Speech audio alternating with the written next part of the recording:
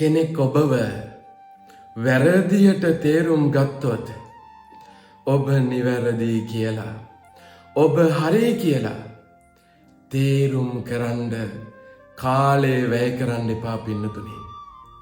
ඊට වඩා හොඳයි සසර ගනුදෙනු ඉවර කරගන්න මහන්සි වෙන එක. නැත්තම් ආයෙමත් කාට හරි වරදිනකොට ඔබ නිවැරදි කියලා ඔබ හරි කියලා ඔප්පු කර කරම ඉන්න වෙයි. ඉවරයක් නෑ පින්නතුනි.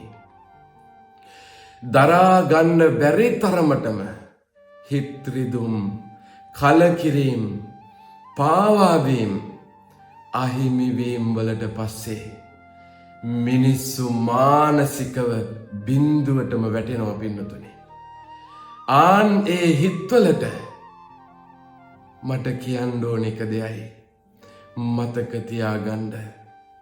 හැමදාම නියගේ නෑ වැහි පොදක් හරි වැටෙනවා. ඉරි තැලුණු බිම්වල පවා අලුත් හුස්මක් නැගෙනවා.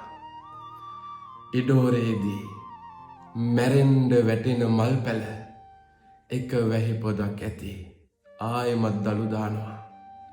මැරෙන්ඩ තරමටම කඩාගෙන වැටුණු හිත්වලට එකම එක බණපදයක් ඇති සදහටම නිවෙන්ඩ.